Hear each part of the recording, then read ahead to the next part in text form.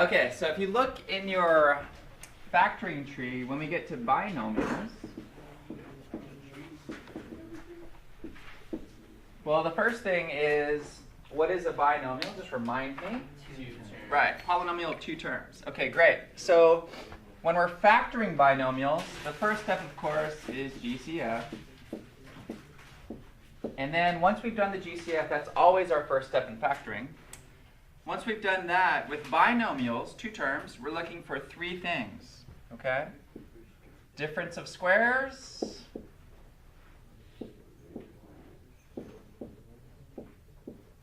difference of cubes,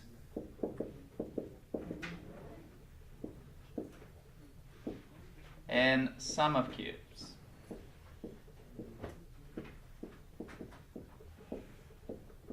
Difference of squares, difference of cubes, and sum of cubes.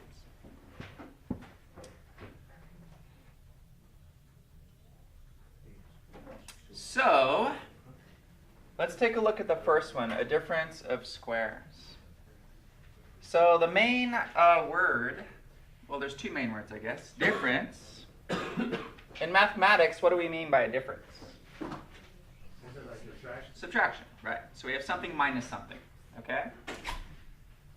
Squares, basically a square, we're talking about a number that is a perfect square, okay?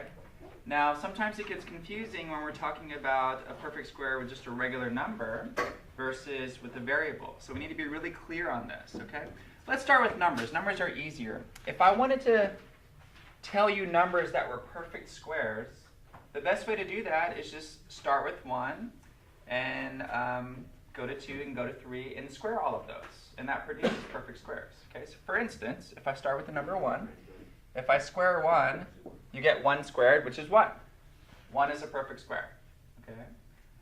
If I take the number 2 and I square it, what is 2 times 2? 4. So 4 is a perfect square. So everybody see how I'm developing these? So let's just go out, I don't know, several. So 3 squared would be 9. That's a perfect square. 4 squared would be 16. 5 squared would be 25. 6 squared would be 36. 7 squared, they're going to get pretty big pretty quickly. 8 squared, 64. 9 squared, 81. 10 squared, 100. 11 squared, 121. 12 squared, 144. 13 squared, 169. Okay. So all of these numbers that we're looking at, 1, 4, 9, 16, 25, 36, 49, 64, 81, these numbers you want to be looking for. Okay, these are all perfect squares. Okay. And again, if you're ever unsure, you can always just, on the side of your paper, just go through and do a list real fast. Okay, and you can go as high as you want. Probably, usually on tests, quizzes, and homeworks, they don't go much past a 13 squared. Okay, maybe 14 or 15 squared, but usually 169 is kind of the higher end. Okay. So, in numbers, these are all perfect squares. Now, in variables, it's quite different. Okay, so let's go to variables now. With variables,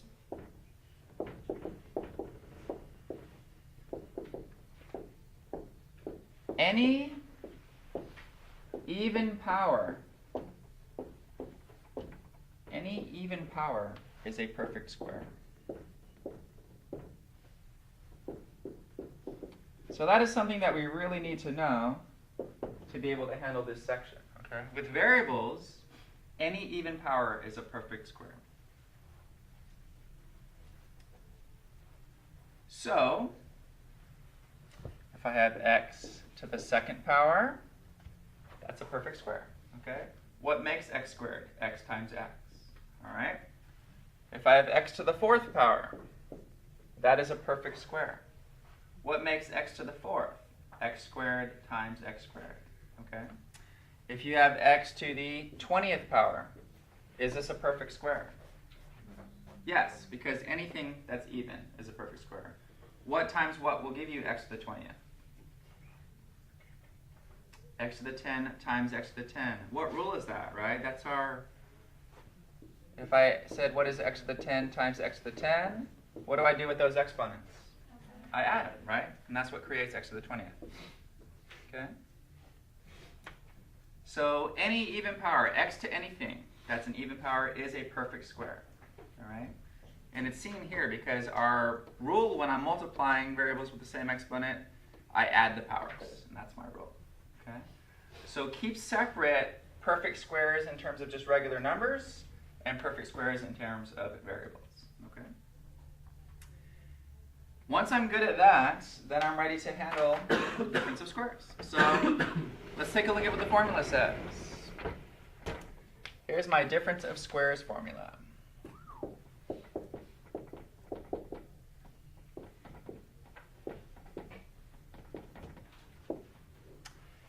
A squared minus b squared equals, remember the whole idea behind this section is we're trying to factor stuff, okay?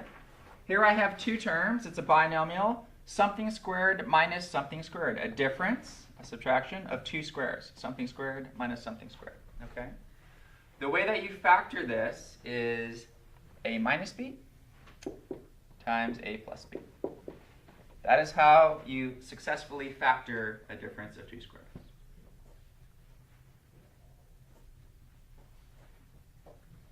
Okay? And then, of course, you can always check this by FOILing it out, right? If you multiply a times a, you get a squared. But then a times b is a plus ab. Then minus b times a is a minus ab. And that's why those middle terms drop out. And then you have a negative b times a positive b, which gives you that negative b squared. Okay. Difference of two squares. All right, so let's start pretty easy. If I asked you to factor x squared minus 1. The first thing that you should hopefully notice is, okay, I have two terms here. It's a binomial. X squared is a perfect square. We have a minus. 1 is a perfect square. Okay. How does it factor? Well, let's just follow the formula. How is this going to factor? X minus 1 times x plus 1. Okay? Do me a favor, at your desk, FOIL this out real fast and just make sure that that works. Okay? Hopefully you should see, FOILing that out, the middle terms drop out, and you see, yes, it does come out to be that.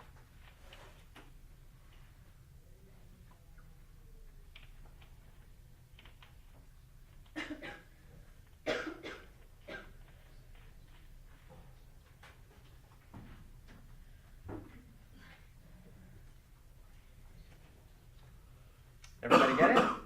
Okay. All right. What about 49 minus w to the 4th? Okay, so I've already stepped up the difficulty quite a bit. 49 minus w to the 4th.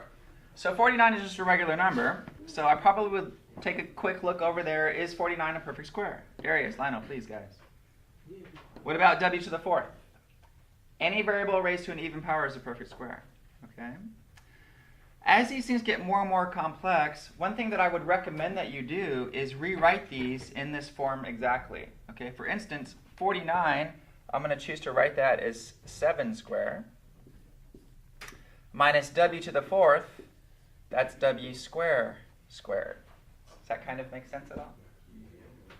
So you have, this is my a, 7, and this is my b, w squared, in terms of this formula that we've created. Okay? So something squared minus something squared. So how's this going to factor? 7 minus w squared times 7 plus w squared. Okay? Now it's going to take some time to get comfortable with what we just did there, but you need to identify what squared gives me 49 and what squared gives me w to the 4th. What squared gives you w to the 4th is w squared. Okay? When I've identified those, then it's just a matter of that minus that and that plus that. And that's my difference of squares formula. If you're ever unsure, guys, you just FOIL it out to double check to make sure it works. Okay? So you always have that quick check. Just FOIL it out. All right? Okay, let's keep going.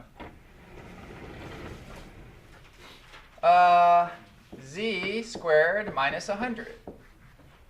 Go ahead, factor that.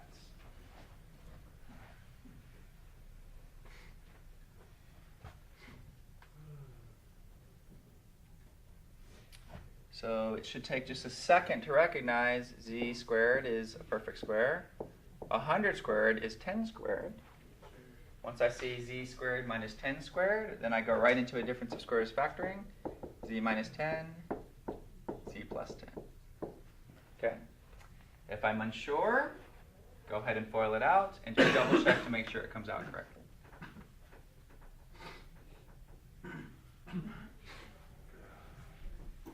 All right, this one says 81x squared y squared. 81x squared y squared minus 1.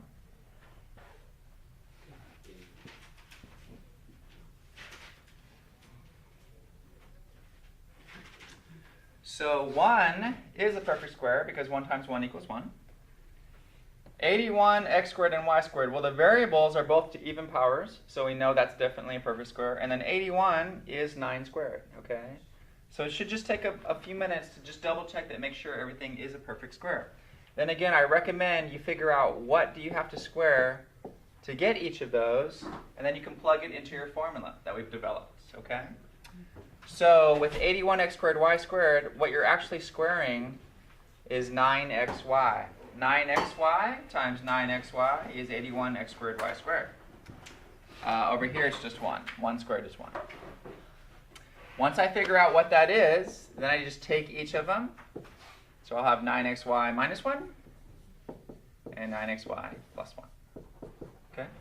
This is what you're going to do over and over and over with a difference of 2 squares.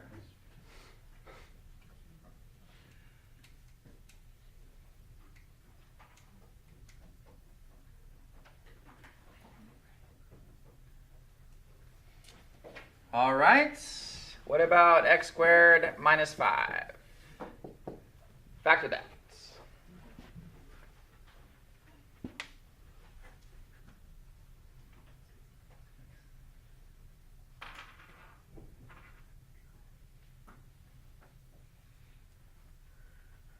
So hopefully you're looking at 5 and saying, Bobby, that's not a perfect square.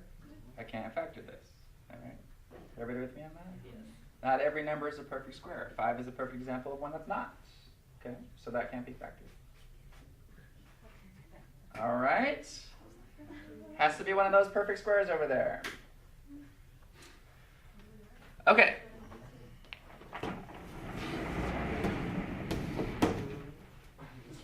Yes, sir. Does that mean that that's already factored out? No, that one can't be factored. That would be right. Yeah, or prime. Often in your homework it'll just say prime. Okay. Difference, which means subtraction, something minus something. Cubes.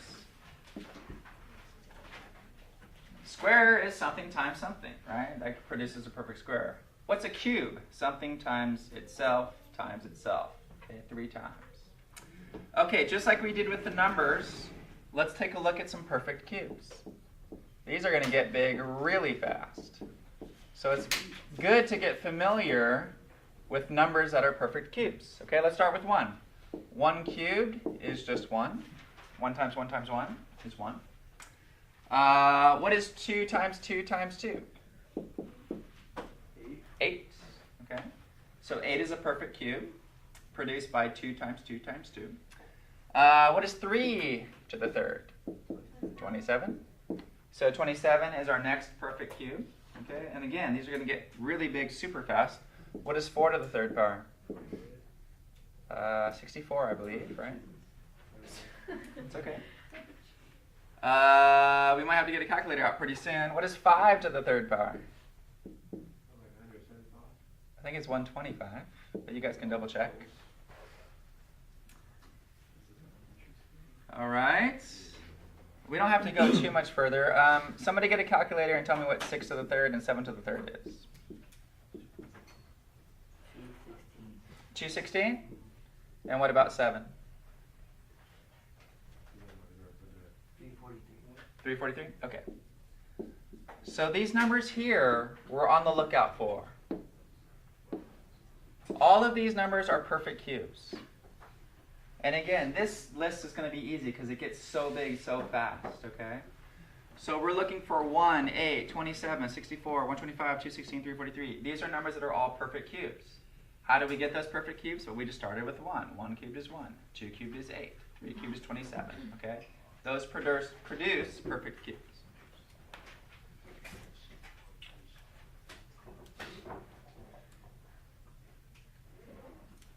Okay, now, these are numbers. Let's take a look at variables. So to produce a perfect cube, you have to multiply that variable 3 times, right? So for instance, if I just start with x, x times x times x, that is a perfect cube. So it's x to the third. Okay?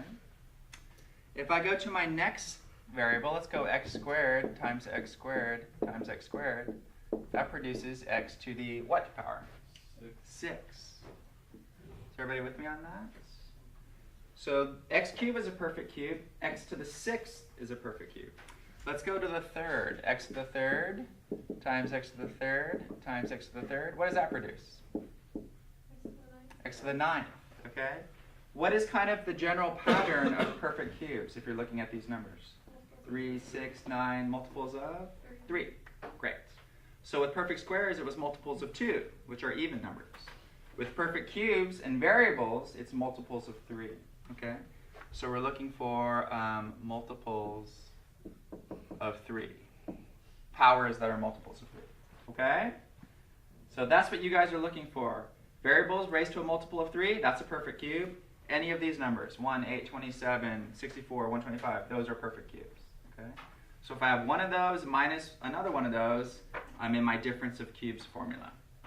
Then sum of cubes is going to be exactly the same, except there's, instead of something minus something, it's going to be what? Something plus something. Great.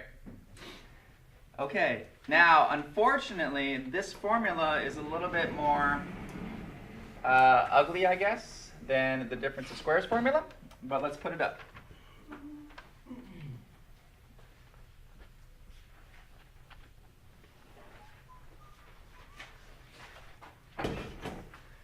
All right, here is your difference of 2 cubes formula. A cubed minus b cubed. It's a minus b times a squared plus ab plus b squared. Okay, again, it's a little bit more difficult, but it's just a formula.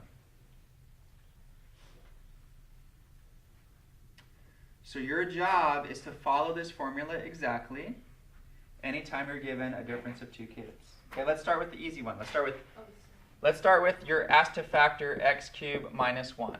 Okay, and let's follow this formula exactly.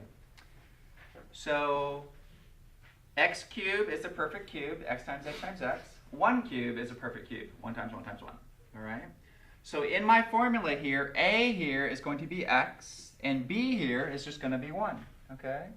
And once I see that, I'm just going to rewrite this formula where x is a and b is 1. Okay? So let's do it. So x minus 1, x squared, plus x times 1, which is 1x or x, plus b squared. 1 squared is 1. And that's it. Okay? So getting these correct is a matter of being able to follow this formula. And it gets a little bit more difficult as my cubes get a little bit more complex. Okay? Let's try the next one. 8x cubed minus 8. Oh, wait. Did I write that right? I'm sorry, 27. 8x cubed minus 27. Okay, so here is a perfect example where I recommend you figure out what do you have to cube to get 8x cubed and what do you have to cube to get 27. So let's just do that first. What do I need to cube to get 8x cubed? And what do I need to cube to get 27? 2x. 2x times 2x times 2x will give me 8x cubed. What times what will give me 27? 3. Great. See if you guys can copy down this formula here where a is 2x and b is 3. Just attempt to do that and see if you can come up with it, okay? A is going to be 2x, and B is going to be 3.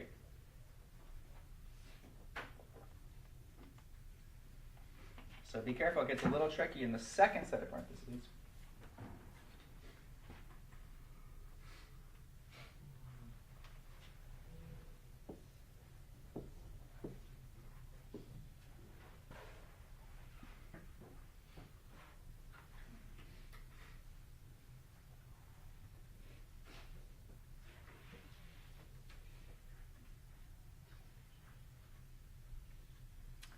Okay, so A is 2x and B is 3. So here we go. 2x minus 3. So far so good? A squared, 2x squared. What does 2x squared mean? 2x times 2x. What is 2x times 2x? How many people put 4x squared in that spot? Okay.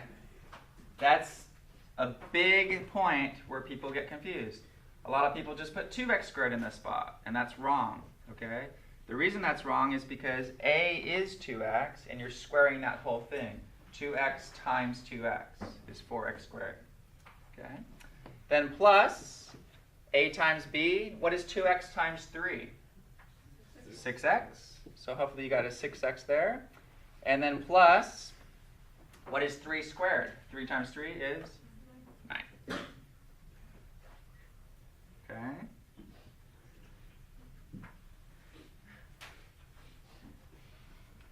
Now, question for you. Are we saying that this times this, if I FOIL, multiply this out, that's going to equal to 8x cubed minus 27? Is that what we're saying here? That's exactly what we're saying, okay? So I'm saying that the two factors that multiply to produce this are this and this. If I'm concerned and I'm not sure that that's true, what do I do? Just multiply it out, okay? Yeah, let's do that. What is 2x? Let's just go ahead. This times this times this, and then we'll come through and do this times this times this. This will be a good review of how we do this anyway. What is 2x times 4x squared? 8x to the third. What is 2x times 6x? 12x squared. What is 2x times 9? 18x. Okay? Now I have negative 3 times 4x squared. What is negative 3 times 4x squared? Negative 12x squared. Negative 3 times 6x. Negative 18x. Negative 3 times 9. Negative 27. If I add these straight down, notice what happens. You get the 8x cubed, stays there. Well, 8x cubed. But then I have a positive 12x squared and a negative 12x squared. Drops out, right? I have a positive 18x and a negative 18x. Drops out. Minus 27. Okay? So aside from that 8 being kind of weird, this is that. Okay, so let's do a couple more of these difference of cubes. It's difficult. We just need to make sure we know exactly what A and B are. So let's try a couple more.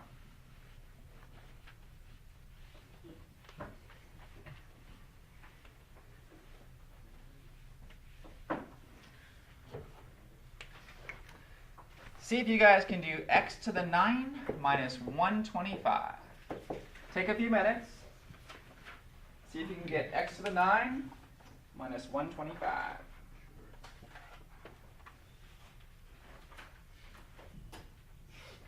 And one thing that I'm going to help you with is let's rewrite it first as what in the world do I cube to get that, and what in the world do I cube to get that, so you know exactly what your A is and exactly what your B is. What do I have to cube to get x to the 9? X cubed. What do I cube to get 125? 5. Great. So this is A, this is B. See if you can put that in correctly. Okay?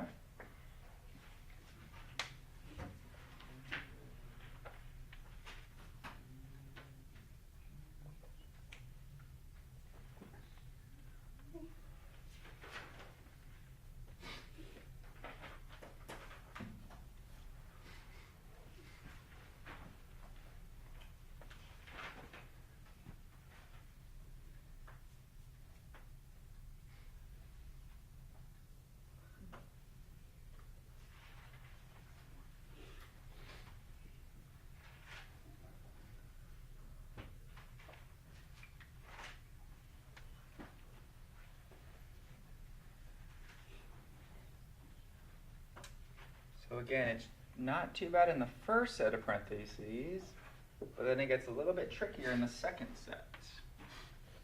So hopefully for the first set, did everybody just get literally just x cubed minus 5? That should be what's in your first set. Okay. Now here's where things get a little bit tricky. This is a squared, which means I take this guy and I square it. What is x cubed times x cubed? X to the 6. Okay? X to the third times x to the third, you add the exponents. X to the 6. Okay, good. Plus this times this. What is 5 times x cubed? That's not too bad, right? It's just 5x cubed. Plus 5 squared is 5 squared? 25. Great. So usually students can get through most of this. A lot of times that first term there kind of is the tricky one. Okay? So that's how I factor x to the 9 minus 125. Now again, on a quiz or a test, you need to recognize, oh, binomial, difference. Is it a difference of squares? No. Is it a difference of cubes? I don't know, maybe. Figure out what do I have to cube to get 9, what do I have to cube to get 125. Now a lot of students might think this is a difference of squares. What tells me that this is not a difference of squares?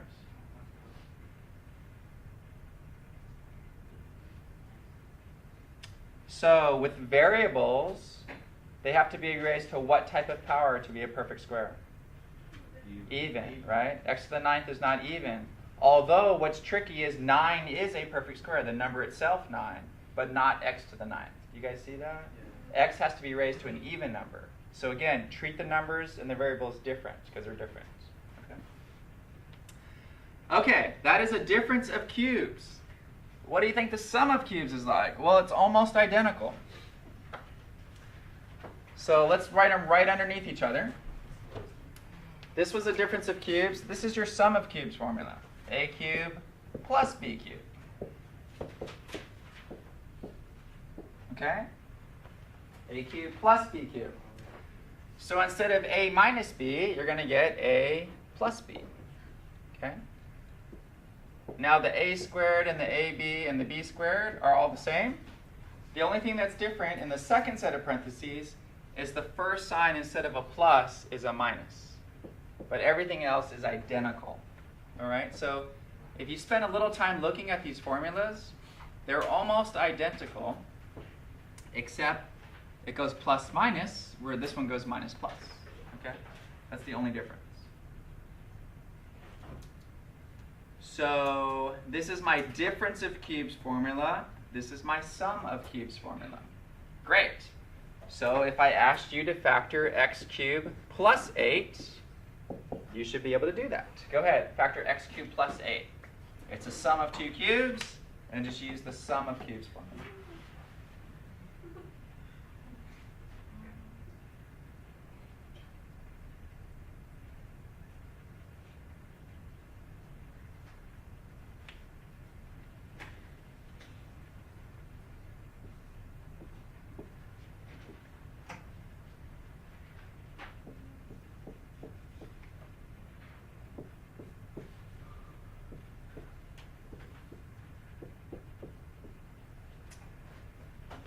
So we get x plus 2, x squared minus 2x plus 4. And again, it's all a matter of recognizing what is my a here? It's x. What is my b here? It's 2.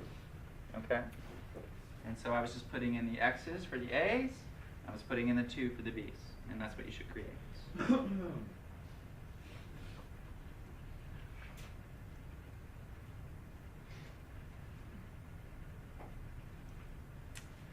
Okay, let's try 27y cubed plus 1. 27y cubed plus 1. See if you can factor that. 27y cubed plus 1. A sum of two cubes.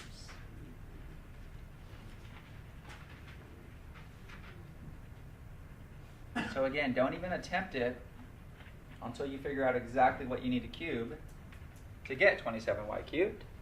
and what you need to cube to get 1. So you can recognize exactly what your a and b term are. What is my a going to be in this case? 3y. Okay. So a will equal 3y in this formula. B will equal 1 in this formula. And then just be very careful and specific plugging in this formula. A is 3y. B is 1. 3y plus 1. A is 3y. If a is 3y, then what is a squared? What is 3y times itself? It is 9y squared. Okay? 3y times 3y. Minus 1 times 3y is just 3y. Plus 1 times 1 is 1. That's it. Is it difficult? Not really, if you can isolate exactly what a is and what b is and just put it in this formula. Okay? But yeah, it's difficult. If you have trouble doing that, it's going to be super difficult. Okay? All right, let's try another one. 64 plus z cubed. 64 plus z cubed. Is that a sum of 2 cubes? That's the first question. Is 64 a perfect cube? Yeah. What? 4. All right. Put it in the formula. A is 4, B is Z. See if you can get it.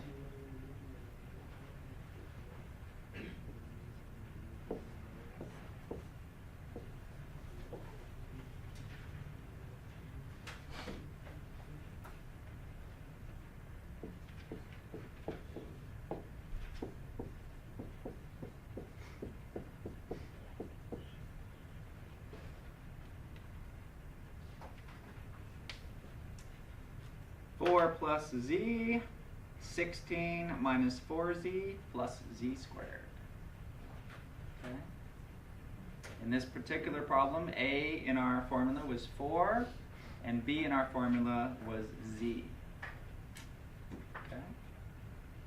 So we looked at 3 things today. They were all under the binomial heading. Okay, factoring binomials, GCF first. After that, what's left? Is it a difference of 2 squares? Is it a difference of 2 cubes? Or is it a sum of 2 cubes? So Mr. Agnes? Yes. So basically